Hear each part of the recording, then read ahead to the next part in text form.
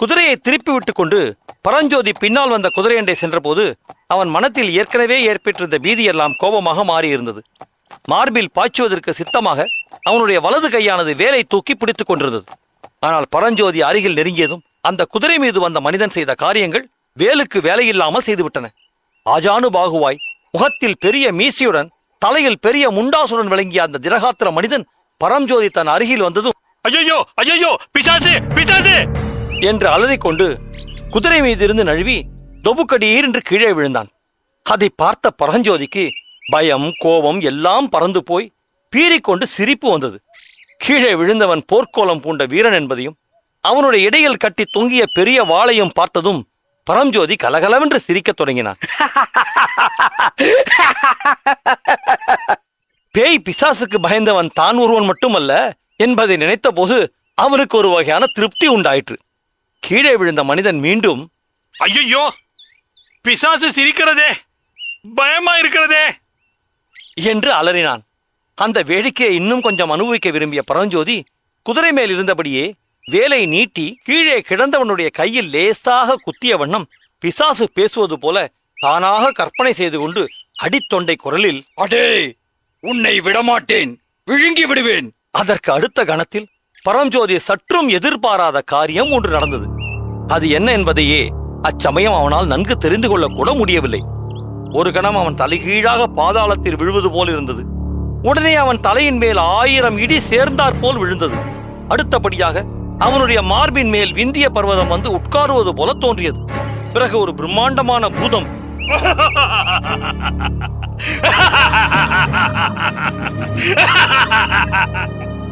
என்று பயங்கரமான பேய்க்குரல் சிரித்துக் கொண்டு அவனுடைய தோள்களை பிடித்து பலமாக குலுக்கியது.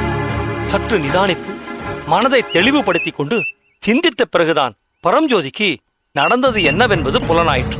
பரஞ்சோதி தன்னுடைய வேலின் நுனியினால் கீழே கிடந்தவனுடைய கையை லேசாக குத்தி விழுங்கி விடுவேன் என்று கத்தியவுடனே அந்த மனிதன் பரஞ்சோதியின் வேலை கெட்டியாக பிடித்துக் கொண்டு ஓர் இழுப்பு இழுத்தான்.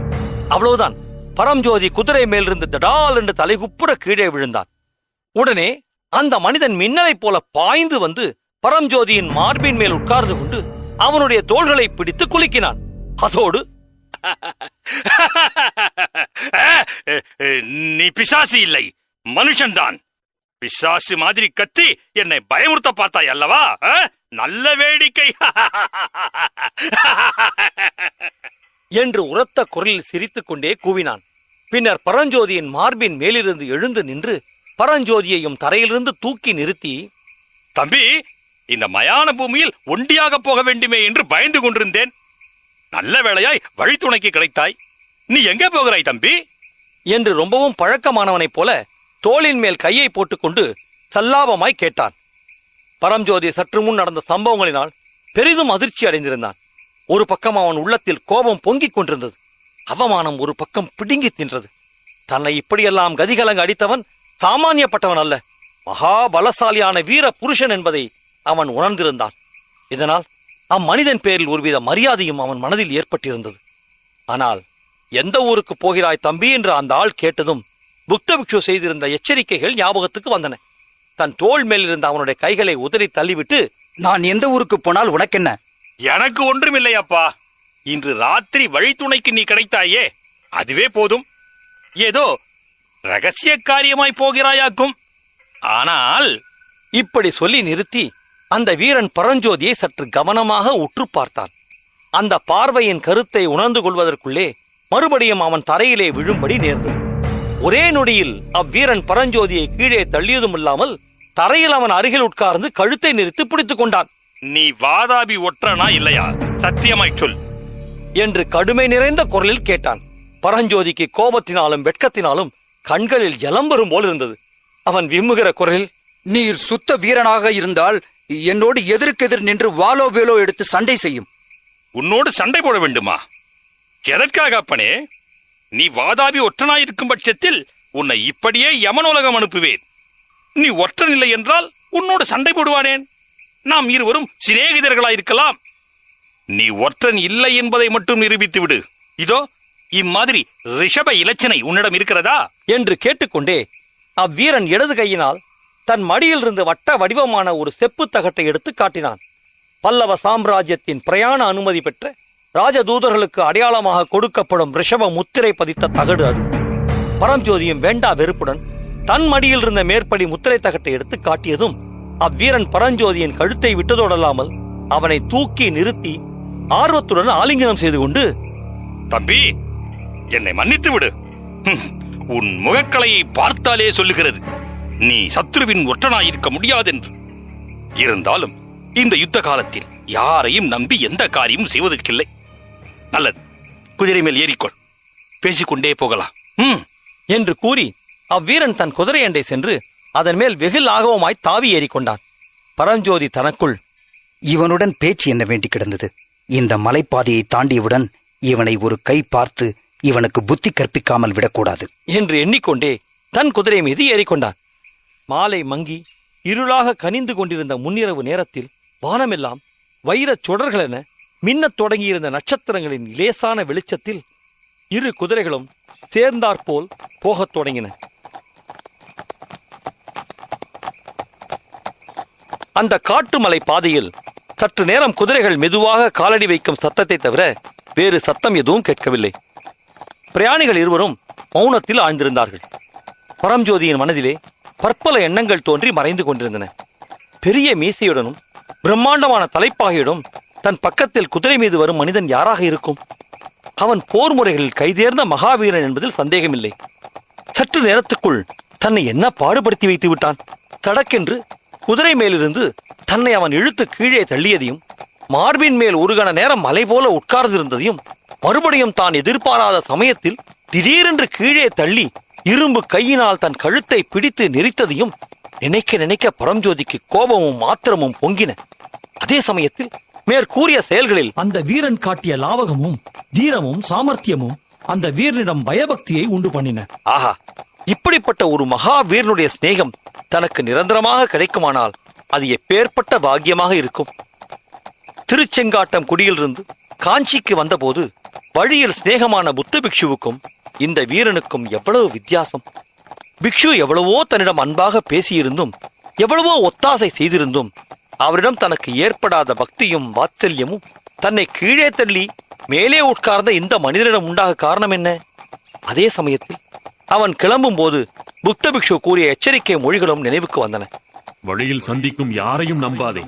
சத்ருவாக நடித்தாலும் மித்திரனாக நடித்தாலும் நீ போகும் இடத்தையாவது ஓலை கொண்டு போகும் விஷயத்தையாவது சொல்லிவிடாதே. அஜந்தா வர்ண ரகசியத்தை அறிந்து கொள்ள ஆசை கொண்டவர்கள் ஆயனரை தவிர இன்னும் எவ்வளவோ பேர் உண்டு. அதற்காக அவர்கள் உயிர்கொலை செய்யவும் பின்வாங்க மாட்டார்கள். எனவே நீ போகும் காரியம் இன்னதென்பதை பரம ரகசியமாக வைத்து காப்பாற்ற வேண்டும். அதை உன்னிடமிருந்து தெரிந்து கொள்வதற்கு பலர் பலவிதமான சூழ்ச்சிகளை செய்யலாம். அதிலெல்லாம் நீ ஏமாந்து விடக்கூடாது. இவ்விதம் புத்தபிக்ஷு கூறியதை பரம்ஜோதி நினைவு கூர்ந்து, ஒருவேளை தன் அருகில் இப்போது வந்து கொண்டிருப்பவன் அத்தகைய சூழ்ச்சிக்காரர்களில் ஒருவன்தானோ? தன்னை குதிரையிலிருந்து கீழே இழுத்து தள்ளி படாத பாடுபடுத்தியதெல்லாம் ஒருவேளை பிக்ஷுவின் ஓலையை கவர்வதற்காக செய்த பிரயத்தனமோ என்று எண்ணமிட்டான். ஓலை தன் எடைக்கச்சுடன் பத்திரமாய் கட்டப்பட்டிருப்பதை தொட்டு பார்த்து தெரிந்து கொண்டு அதை தன்னிடமிருந்து கைப்பற்றுவது எளிதில்லை என்று உணர்ந்து தைரியம் அடைந்தான். அப்போது சற்று தூரத்தில் ஒரு நரி சோகமும் பயங்கரமும் நிறைந்த குரலில் ஊளையிடும் சத்தம் கேட்டது. அடுத்த நிமிஷத்தில் முறை வைப்பது போல அநேக நரிகள் சேர்ந்தாற்போல் ஊளையிடும் சத்தம் கேட்கத் தொடங்கிய போது பரம்ஜோதிக்கு ரோமம் சிலிர்த்து தேகமெல்லாம் வியர்த்தது. ஒரு கூட்டம் நரிகளின் ஊளை நின்றதும் இன்னொரு கூட்டம் ஊளையிட ஆரம்பிக்கும். இவ்விதம் நரிகள் கூட்டம் கூட்டமாக முறை வைத்து ஊளையிடும் சத்தமும் அந்த ஊளை சத்தமானது குன்றுகளில் மோதி பிரதிபலித்த எதிரொலியுமாக சேர்ந்து அந்த பிரதேசத்தை எல்லாம் விவரிக்க முடியாதபடி பயங்கரம் நிறைந்ததாக செய்தன. இத்தனை நேரமும் மௌனமாய் வந்த வீரன், தம்பி, இப்பேற்பட்ட காட்டு வழியில் முன்னிருட்டு நேரத்தில் தன்னந்தனியாக நீ புறப்பட்டு வந்தாயே, உன்னுடைய தைரியமே தைரியம். என் வாழ்நாளில் எத்தனையோ தடவை நான் தனி வழியே பிரயாணம் செய்திருக்கிறேன். அப்படிப்பட்ட எனக்கே இந்த பிரதேசத்தில் சற்று முன்னால் கதி கலக்கம் உண்டாகிவிட்டது. ஐயா, என்னை கண்டதும் தாங்கள் பிசாசு பிசாசு என்று அலறிக்கொண்டு குதிரை மேலிருந்து விழுந்தீர்களே, அது ஏன்? உண்மையாகவே பயப்பட்டீர்களா? அல்லது என்னை கீழே தள்ளுவதற்காக அப்படி பாசாங்கு செய்தீர்களா? சற்று முன்னால் அப்படி அலறி விழுந்தவர் இப்போது கொஞ்சம் கூட பயப்படுவதாக தெரியவில்லையே. அது தெரியாதா உனக்கு? ஒருவன் தனி மனிதனாயிருக்கும் வரையில் ஒரு பிசாசுக்கு கூட ஈடு கொடுக்க முடியாது. தனி மனிதனை பிசாசு அறைந்து கொன்றுவிடும். ஆனால் 2 மனிதர்கள் சேர்ந்து விட்டால் 200 பிசாசுகளை விரட்டி அடித்து விடலாம். இந்த மலை பிரதேசத்தில் 200,000 பிசாசுகள் ரா வேளைகளில் ஓ ஆ ஓ என்று அலறிக்கொண்டு அலைவதாக கேள்விப்பட்டிருக்கிறேன். அவ்வளவு பிசாசுகளும் சேர்ந்து வந்தாலும் 2 மனிதர்களை ஒன்றும் செய்ய முடியாது. தம்பி, இந்த பிரதேசத்தை பற்றிய கதை உனக்கு தெரியுமா? தெரியாது, சொல்லுங்கள். அதன் மேல் அந்த வீரன் சொல்லிய வரலாறு பின்வருமாறு. ஏறக்குறைய 250 வருஷங்களுக்கு முன்னால் வட தேசத்திலிருந்து வீரசன்மன் என்னும் பிராமணன் தன் சீடனாகிய மயூரசன்மன் என்னும் சிறுவனுடன் காஞ்சி மாநகரத்துக்கு வந்தான். அவ்விருவரும் ஏற்கனவே வேத சாஸ்திரங்களில் மிக்க பாண்டித்யம் உள்ளவர்கள். ஆயினும் காஞ்சி மாநகரின் சமஸ்கிருத கடிகையைச் சேர்ந்த மகா பண்டிதர்களால் ஒருவருடைய பாண்டித்யம் ஒப்புக்கொள்ளப்பட்ட பிறகுதான் அந்த காலத்தில் வித்தை பூர்த்தியானதாக கருதப்பட்டது. அதற்காகவே வீரசன்மனும் மயூரசன்மனும் காஞ்சிக்கு வந்தார்கள். ஒரு நாள் அவர்கள் காஞ்சியின் ராஜவீதி ஒன்றில் போய்க் கொண்டிருந்த போது பல்லவ மன்னனின் குதிரை வீரர்கள் சிலர் எதிர்பட்டார்கள். வீதியில் நடந்த வண்ணம் ஏதோ ஒரு முக்கியமான சர்ச்சையில் ஈடுபட்டிருந்த குருவும் சிஷ்யனும் குதிரை வீரர்களுக்கு இடம் கொடுத்து விலகிக் கொள்ளவில்லை. இதனால் கோபம் கொண்ட குதிரை வீரன் ஒருவன் குதிரை மேல் இருந்தபடியே வீரசன்மனை காலால் உதைத்து தள்ளினான். குருவுக்கு இத்தகைய அவமானம் நேர்ந்ததைக் கண்டு சகியாத சிஷ்யன் அந்த வீரன் கையில் இருந்த வாளை பிடுங்கி வீசவே அவன் வெட்டுப்பட்டு கீழே விழுந்தான். மற்ற குதிரை வீரர்கள் மயூரசன்மனை பிடிக்க வந்தார்கள். அவர்களிடம் அகப்பட்டால் தன் உயிருக்கு ஆபத்து நேரும் என்பதை அறிந்த மயூரசன்மன் கையில் பிடித்த வாளுடன் கீழே விழுந்த வீரனின் குதிரை மீது தாவி ஏறி தன்னை பிடிக்க வந்தவர்களையெல்லாம் வீராவேசத்தோடு வெட்டி வீழ்த்தி கொண்டு காஞ்சி நகரை விட்டு வெளியேறினான். பல்லவ ராஜ்யத்துக்கே அவமானம் விளைவிக்கத்தக்க இந்த காரியத்தை கேட்டு மயூரசன்மனை கைப்பற்றி வருவதற்காக இன்னும் பல குதிரை வீரர்கள் புறப்பட்டு சென்றார்கள். ஆனால் அவர்களிடம் அவன் அகப்படவில்லை. கடைசியில் மயூரசன்மன் கிருஷ்ணா நதிக்கரையில் உள்ள ஸ்ரீபர்வதத்தை அடைந்து அங்கேயுள்ள அடர்ந்த காட்டில் சிறிது காலம் பல்லவ வீரர்களுக்கு பயந்து ஒளிந்து வாழ்ந்தான். பின்னர் அந்த பிரதேசத்தில் வாழ்ந்த மலைச்சாதியரை கொண்டு பெரிய சைன்யத்தை திரட்டியதும் அல்லாமல் அங்கே சுதந்திர ராஜ்யத்தை ஸ்தாபித்தான். பின்னர் அந்த பெரிய சைன்யத்துடனே காஞ்சியில் தன் குருவுக்கு நேர்ந்த அவமானத்துக்கு பழி வாங்கும் பொருட்டு புறப்பட்டு வந்தான். மயூரசன்மனின் சைன்யமும் காஞ்சி பல்லவ சைன்யமும் இந்த மலைக்காட்டு பிரதேசத்திலே தான் சந்தித்தன. 7 நாள் இடைவிடாமல் யுத்தம் நடந்தது. ஆயிரக்கணக்கான வீரர்கள் போரிலே மாண்டார்கள். இரத்த வெள்ளம் பெருக்கெடுத்து ஓடி மலைப்பிரதேசத்தை எல்லாம் நினைத்தது. அப்படி இரத்த வெள்ளம் ஓடிய இடத்திலேதான் சில காலத்துக்கு பிறகு இந்த புரசங்காடு முளைத்தது. மேற்சொன்ன பயங்கர யுத்தம் நடந்த அதே பங்குனி மாதத்தில் ஒவ்வொரு வருஷமும் புரச மரங்களின் இலை உதிர்ந்து இரத்த சிவப்பு நிறமுள்ள பூக்கள் புஷ்பிக்கின்றன. அந்த போரில் இறந்த ஆயிரக்கணக்கான வீரர்களின் ஆவிகள் இன்னமும் இங்கே உலாவிக் கொண்டிருப்பதாக அக்கம்பக்கத்து கிராம ஜனங்கள் நம்புகிறார்கள். ஆவி குதிரைகளின் மீது ஏறிய ஆவி வீரர்கள் வாள்களையும் வேல்களையும் ஏந்தி ஹா ஹா என்று கூவிக்கொண்டு இந்த நிர்ஜன பிரதேசத்தில் அலைவதாகவும், யாராவது பிரயாணிகள் இரவு வேளையில் தனி வழியே வந்தால் அவர்களை கொன்று இரத்தத்தை குடித்து தாகத்தை தணித்துக் கொள்வதாகவும் சொல்லிக் கொள்கிறார்கள். மேற்படி வரலாற்றை கேட்டுக்கொண்டிருந்த பரஞ்சோதிக்கு கொஞ்ச நஞ்சம் பாக்கி இருந்த பயமும் போய்விட்டது. அங்கே ஆவிகள் அலைவது பற்றிய கதையெல்லாம் வெறும் மூட நம்பிக்கை என்ற உறுதி ஏற்பட்டது. என்னை கண்டதும் 250 வருஷத்துக்கு முன் செத்துப்போன வீரரின் பிசாசுதான் வந்துவிட்டது என்று நினைத்து அப்படி உளறி அடித்துக் கொண்டு விழுந்தீரோ? ரத்தமும் சதையும் உள்ள மனிதனோடு நான் சண்டை போடுவேன். வில் போர், வாழ் போர், வேல் போர், மல்யுத்தம் எது வேண்டுமானாலும் செய்வேன். ஆனால் ஆவிகளோடு யார் போரிட முடியும்? இருக்கட்டும் ஐயா, இங்கே நடந்த யுத்தத்தின் முடிவுதான் என்ன ஆயிற்று? யாருக்கு வெற்றி கிடைத்தது? மயூரசன்மனுடைய சைன்யத்தை போல் பல்லவ சைன்யம் 3 மடங்கு பெரியது. ஆகையால் பல்லவ சைன்யம் தான் ஜெயித்தது. மயூரசன்மனை உடம்பில் 36 காயங்களுடன் கைப்பற்றி பல்லவ மன்னன் முன்னால் கொண்டு வந்து நிறுத்தினார்கள். அதன் பிறகு என்ன நடந்தது?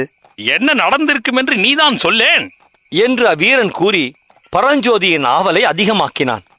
வழித்துணையாக கிடைத்த இந்த வீரன் எந்த மயூரசன்மனை பற்றி கூறி வந்தானோ அதே மயூரசன்மனை குறித்து ஏற்கனவே புத்தபிக்ஷு கூறியிருந்தது பரஞ்சோதியின் ஞாபகத்தில் இருந்தது. ஆனால் அவர் கூறிய வரலாறு இவ்வளவு ரசமாக இல்லை. அந்த வரலாற்றை அவர் கூறியதன் நோக்கமும் பரஞ்சோதிக்கு பிடிக்கவில்லை. அந்த மயூரசன்மனை போல ஒருவேளை நீயும் ஆனாலும் ஆகலாம் என்று புத்தபிக்ஷு கூறியது பரஞ்சோதியின் உள்ளத்தில் அருவருப்பை தான் உண்டு பண்ணிற்று. ஏன், மயூரசன்மன் பேரிலேயே அவனுக்கு அருவருப்பு உண்டாக அது காரணமாக இருந்தது. ஆனால் இப்போது மயூரசன்மன் செய்த வீரப்போரையும் உடம்பில் 36 காயங்களுடன் அவன் பல்லவ மன்னனின் முன்பு கொண்டு வந்து நிறுத்தப்பட்டதையும் அறிந்ததும் அவன் மீது பரஞ்சோதியின் மரியாதை பன்மடங்கு வளர்ந்தது. அப்பேற்பட்ட வீரன் பல்லவ மன்னனிடம் சரணாகதி அடைய மறுத்துத்தான் இருப்பான். அரசனுக்கு எதிராக கலகம் செய்பவர்களை பூமியில் புதைத்து யானையின் காலால் இடற செய்வதுதானே வழக்கம். பல்லவ ராஜாவும் அப்படி செய்து விட்டாராக்கும். இல்லை தம்பி, இல்லை. சாதாரணமாய் அங்க வங்க கலிங்க காஷ்மீர காம்போஜ தேசங்களின் ராஜாக்களாயிருந்தால் அப்படித்தான் செய்திருப்பார்கள். ஆனால் காஞ்சி பல்லவ மன்னர்களின் காரியங்கள் ஒரு தனி போக்காக இருக்கும். பல்லவ மன்னர் என்ன செய்தார்? மயூரசன்மனை மன்னித்ததோடு அவனுடைய வீரத்தை மெச்சி அவன் ஸ்தாபித்த ராஜ்யத்தை அவனுக்கே திருப்பி கொடுத்து விட்டார். அவரே நேரில் சென்று மயூரசன்மனுக்கு முடிசூட்டி விட்டு வந்தார். அப்படியா? அதை குறித்து மயூரசன்மன் நன்றி பாராட்டினானா? மயூரசன்மன் மட்டுமில்லை, அவன் ஸ்தாபித்த கதம்ப வம்சத்தில் பிறந்தவர்கள் எல்லோரும் சென்ற 200 வருஷத்துக்கு மேலாக பல்லவர்களுக்கு கப்பம் செலுத்திக் கொண்டு நன்றியுடன் இருந்து வந்தார்கள். கிருஷ்ணை துங்கபத்திரை நதிக்கரை ஓரமாய் அவர்களுடைய ராஜ்யமும் பெருகி வந்தது. கொஞ்ச காலத்துக்கு பிறகு வைஜெயந்தி பட்டணத்தில் தங்கள் தலைநகரை ஸ்தாபித்துக் கொண்டார்கள். அவர்களுக்கு ஆபத்து நேர்ந்த சமயங்களில் பல்லவ மன்னர்களும் வேண்டிய உதவி புரிந்து வந்தார்கள். 20 வருஷத்துக்கு முந்தி புலிகேசியின் சிற்றப்பன் மங்களேசன் கதம்ப ராஜ்யத்தின் மீது படையெடுத்த செய்தி தெரியுமோ இல்லையோ? தெரியாதே. அது என்ன விஷயம்? ஆமாம், நீ சிறு பிள்ளை, உனக்கு எப்படி அது தெரிஞ்சிருக்கும்? இப்போது ராட்சச ஸ்வரூபம் கொண்டு பல்லவ சாம்ராஜ்யத்தின் மீது படையெடுத்து வருகிறானே, இந்த புலிகேசியும் இவனுடைய தம்பிமார்களும் சிறு பிள்ளைகளாக இருந்தபோது இவனுடைய சிற்றப்பன் மங்களேசன் என்பவன் வாதாபி ராஜ்யத்தை ஆண்டு வந்தான். அவனுக்கு திடீரென்று அயல் நாடுகளை கைப்பற்றி பெரிய சக்கரவர்த்தியாக வேண்டும் என்று ஆசை உண்டாயிற்று. துங்கபத்திரையை கடந்து கதம்ப ராஜ்யத்துக்குள் பிரவேசித்தார். வைஜெயந்தி நகரம் வரையில் வந்து அந்த நகரத்தை முற்றுகை போட்டு விட்டார். அப்போது வடக்கு மண்டலத்து பல்லவ சைன்யம்தான் கதம்ப ராஜாவின் ஒத்தாசைக்கு சென்றது. வைஜெயந்தி பட்டணத்துக்கு அண்மையில் பெரிய யுத்தம் நடந்தது. யுத்தத்தின் முடிவு என்னவாயிற்று? கேட்பானேன். வீர பல்லவ சைன்யம்தான் ஜெயித்தது. சளுக்கர்கள் தோற்று பின்வாங்கி ஓடினார்கள். ஆஹா, அப்போது மட்டும் அந்த சளுக்கர் படையை பல்லவ சைன்யம் பின்தொடர்ந்து போய் அடியோடு நிர்மூலம் செய்திருந்தால் இப்போது இந்த யுத்தமே வந்திருக்காது. அந்த பழைய வரலாறுகளை எல்லாம் அறிந்து கொள்வதில் பரஞ்சோதிக்கு ரொம்பவும் சுவாரஸ்யமாக இருந்தது. யுத்தங்களை பற்றியும் அவை நடந்த முறைகளை பற்றியும் வெற்றி தோல்விகளை பற்றியும் தெரிந்து கொள்ள அவனுக்கு மிகவும் ஆவலாயிருந்தது. நிலா இல்லாத முன்னிரவில் வழிப்பிரயாணத்தின் அலுப்பு தெரியாமல் இருப்பதற்கும் அது ஏதுவாயிற்று. தோல்வியடைந்து ஓடிய சளுக்க சைனியத்தை பல்லவ சைனியம் ஏன் தொடர்ந்து போகவில்லை? அதற்கு பல காரணங்கள் உண்டு. முக்கியமான காரணம் என்னவென்றால், வைஜெயந்தி பட்டணத்துக்கு அருகில் நடந்த யுத்தத்தில் பல்லவ சைன்யம் ஒரு பெரிய நஷ்டத்தை அடைந்தது. பல்லவ சேனாதிபதி அந்த போரில் உயிர் துறந்தார். ஐயா, அந்த வீர பல்லவ சேனாதிபதியின் பெயர் என்ன? நீ கேள்விப்பட்டதில்லையா? சேனாதிபதி கலிப்பகைதான். இப்போதுள்ள கலிப்பகையாரின் மாமன். கேள்விப்பட்டிருக்கிறேன். அந்த வீர புருஷரை மனம் செய்து கொள்வதாக இருந்த திலகவதியாரை பற்றியும் கேட்டிருக்கிறேன். உனக்கு எல்லாம் தெரிந்திருக்கிறதே. நீ பெரிய சைவன் போல் இருக்கிறதே. ஆமையா, என் உற்றார் உறவினர் எல்லாரும் சைவர்கள். திருநாவுக்கரசு அடிகளை தரிசிப்பதற்கென்றே நான் கிளம்பி காஞ்சிக்கு வந்தேன். அப்படியா தம்பி? நானும் சைவன்தான். திருநாவுக்கரசரை நீ காஞ்சியில் தரிசிக்கவில்லையா? இல்லை. ஏன்? அதற்குள் இந்த வேலை வந்துவிட்டது. எந்த வேலை? ஐயா, என்னுடைய வேலை என்ன என்பது பற்றி நீங்கள் ஒன்றும் கேட்காவிட்டால் நான் பொய் சொல்ல வேண்டிய அவசியமும் ஏற்படாது. நீ வெகு புத்திசாலி பிள்ளை. தம்பி, உன் மாதிரியே எனக்கு ஒரு புதல்வன் இருக்கிறான். உன் வயசேதான். அவனுக்கும் இந்த பிரயாணத்தில் என்னோடு தானும் வர வேண்டும் என்று பிடிவாதம் பிடித்தான். நான் கூடாது என்று தடுத்து விட்டேன். அதனால் அவனுக்கு என் பேரில் கோபம். இப்படிப்பட்ட ஒரு வீர தந்தையை பெற்ற அதிர்ஷ்டசாலியை குறித்து பரஞ்சோதியின் மனதில் சிறிது பொறாமை உண்டாயிற்று. அந்த தகாத எண்ணத்தை பரஞ்சோதி மறக்க முயன்றவனாய், ஐயா, வைஜெயந்தி யுத்தத்தை பற்றி கூறி இடையில் நிறுத்திவிட்டீர்களே, அந்த போரில் சேனாபதி கலிப்பகை உயிர் துறந்ததாக சொன்னீர்கள். ஆனால் பல்லவ சைனியத்திற்கு வேறு சேனாபதி கிடைக்கவில்லையா? தோற்று ஓடிய சலுக்கர்களை தொடர்ந்து பல்லவ சைனியம் ஏன் போகவில்லை? விசித்திர சித்தர் என்று பட்டப்பெயர் பெற்ற காஞ்சி சக்கரவர்த்தியை நீ பார்த்திருக்கிறாயா தம்பி என்று பொருத்தமில்லாமல் கேட்டான் அவ்வீரன். பரஞ்சோதி மௌனம் சாதித்தான். அவனுடைய மௌனத்தை பாராட்டி அவ்வீரன் தலையை ஆட்டிவிட்டு மேலே சொல்லுகிறான். விசித்திர சித்தர் அந்த காலத்தில் மிக மிக விசித்திரமான எண்ணங்களை கொண்டிருந்தார். உலகத்தில் யுத்தம் என்பதே கூடாது, பகைமையும் துவேஷமும் இருக்கக்கூடாது. எல்லா ஜனங்களும் சிற்பம், சித்திரம் முதலிய கலைகளில் ஈடுபட்டு ஆடல் பாடல்களில் ஆனந்தமாய் காலம் கழிக்க வேண்டும் என்ற எண்ணங்கள் அவர் மனதில் குடிகொண்டிருந்தன. நமக்கு இருக்கிற ராஜ்யம் போதும், அதிகம் எண்ணத்திற்கு என்ற வைராக்கியத்தையும் கொண்டிருந்தார். அப்பேற்பட்ட சமயத்தில் புலிகேசியினிடமிருந்து சமாதான கோரிக்கையும் கிடைக்கவே யுத்தத்தை நிறுத்தும்படி கட்டளை போட்டு விட்டார். புலிகேசி எப்போது அரசனானான்? சிற்றப்பன் மங்களேசன் ராஜ்யத்தின் மேல் உள்ள ஆசையினால் புலிகேசியையும் அவன் தம்பிகளையும் சிறையில் போட்டிருந்தான். மங்களேசன் வைஜெயந்தியின் மேல் படையெடுத்த போது புலிகேசியும் அவன் தம்பிமார்களும் சிறையிலிருந்து தப்பி வெளியே வந்து விட்டார்கள். தோல்வி அடைந்து திரும்பிய மங்களேசனை கொன்றுவிட்டு வாதாபி மன்னனாக புலிகேசி முடிசூட்டி கொண்டான். உடனே காஞ்சி சக்கரவர்த்திக்கு சமாதான தூது அனுப்பினான். நாக சர்ப்பத்துடன் சமாதானம் செய்து கொண்டது போல் அந்த பாதகனுடன் மகேந்திர சக்கரவர்த்தியும் அப்போது சமாதானம் செய்து கொண்டார். அதனுடைய விபரீத பலனை இப்போது அனுபவிக்கிறார். என்ன விபரீத பலன்? விபரீத பலன் என்னவா? புலிகேசியின் சைன்யங்கள் இந்த யுத்தத்தில் வைஜெயந்தியை கைப்பற்றிக் கொண்டு மேலேறி வருகின்றன. இது உனக்கு தெரியாதா? இன்னொரு பயங்கரமான செய்தி கேள்விப்படுகிறேன். வைஜெயந்தி பட்டணத்தை கைப்பற்றிய உடனே புலிகேசி அந்த நகரில் இருந்த செல்வங்களை எல்லாம் கொள்ளையடித்து நகரையே கொளுத்தும்படியாக கட்டளையிட்டான் என்று தெரிகிறது. இதை என்னால் நம்ப முடியவில்லை. ஒருவேளை உண்மையாயிருந்தால் காஞ்சி மகேந்திரவர்மருக்கு இதுவும் வேண்டும் இன்னமும் வேண்டும் என்றுதான் சொல்லுவேன். உலகத்தில் ராஜாக்களும் சக்கரவர்த்திகளும் போரிலே புலி என்றும் சண்டையிலே சிங்கம் என்றும் பட்டப்பெயர் வாங்குவார்கள். காஞ்சி சக்கரவர்த்தி சித்திரக்கார புலி என்று பட்டம் பெற்றிருக்கிறார் அல்லவா? அவருக்கு இதெல்லாம் வேண்டியதுதானே. பரஞ்சோதி மீண்டும் மௌனத்தில் ஆழ்ந்தான்.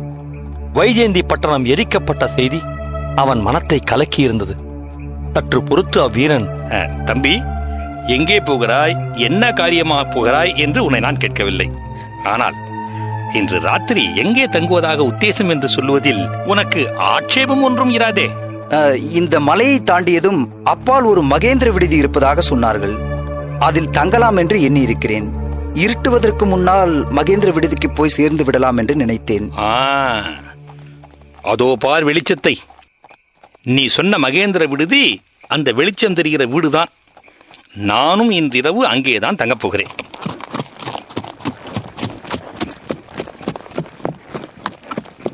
பிரயாணிகள் இருவரும் விடுதியை நெருங்கிய போது அங்கே ஆயத்தமாக காத்திருந்த வீரர்கள் 4 கையில் உருவிய கத்திகளுடன் பளிச்சென்று முன்னால் வந்து நில் என்றார்கள். விடுதியின் வாசலில் நின்ற இன்னொரு வீரன் கையில் பிரகாசமான தீவர்த்தியை பிடித்துக் கொண்டிருந்தான். அவன் ஒளியில் மற்ற 4 கையிலும் இருந்த கத்திகள் மின்னி திகழ்ந்தன. அப்போது அந்த குதிரை வீரன் தன் அங்கியினுள் இருந்து ஏதோ ஒரு அடையாளத்தை எடுத்து காட்டவே அந்த வீரர்கள் 4 சிறிது மரியாதையுடன் ஒதுங்கி நின்று அவனுக்கு வழிவிட்டு பின்னால் வந்த பரஞ்சோதியை அணுகினார்கள். குதிரை வீரன் திரும்பி பார்த்து, அவனும் என்னுடன் வருகிறான் என்று சொல்லவே பரஞ்சோதிக்கும் அவர்கள் வழிவிட்டார்கள். மூத்த பிரயாணி விடுதி தலைவனிடமும் மேற்சொன்ன அடையாளத்தை காட்டி, நாங்கள் இருவரும் இன்று இரவு விடுதியில் தங்க வேண்டும். குதிரைகளுக்கும் தீனி வேண்டும். விடுதி தலைவன் மற்ற வீரர்களைப் போலவே மரியாதையுடன் அப்படியே ஐயா என்று மறுமொழி கூறினான். இதெல்லாம் பரஞ்சோதிக்கு மிக்க வியப்பை அளித்தது.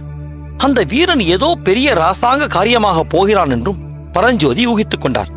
ஒருவேளை பல்லவ சைன்யத்தைச் சேர்ந்த பெரிய தளபதியாக கூட அவன் இருக்கலாம் என்று சந்தேகித்தான். தான் இப்போது ஏற்றுக்கொண்டிருக்கும் காரியம் ஒருவிதமாக முடிந்த பிறகு இந்த வீரன் எங்கே இருந்தாலும் தேடி கண்டுபிடித்து இவனுடைய சிநேகிதத்தை வளர்த்துக் கொள்ள வேண்டும் என்ற ஆசை பரஞ்சோதிக்கு உண்டாயிற்று. இருவரும் உணவு அருந்திய போது அவ்வீரன் பரஞ்சோதியை பார்த்து, தம்பி, வைஜெயந்தி யுத்தத்தை பற்றி உனக்கு சொன்னேன் அல்லவா? அந்த காலத்தில் எனக்கு கிட்டத்தட்ட உன் வயதுதான் இருக்கும். அப்போது ஒரு தடவை நான் இந்த விடுதியில் தங்கியிருக்கிறேன். அன்று இரவு எனக்கு ஒரு விசித்திரமான அனுபவம் ஏற்பட்டது. அது என்ன? தம்பி, இத்தனை நேரமும் நாம் ஒருவர் பெயரை ஒருவர் தெரிந்து கொள்ளாமலே பேசிக் கொண்டிருக்கிறோம். என் பெயரை தெரிவிப்பதில் எனக்கு ஆட்சேபனை ஒன்றுமில்லை. எனக்கு என் தாய் தந்தையர்கள் இட்ட பெயர் வஜ்ரபாகு. ஆனால் என் சிநேகிதர்கள் என்னை கும்பகர்ணன் என்று அழைப்பார்கள்.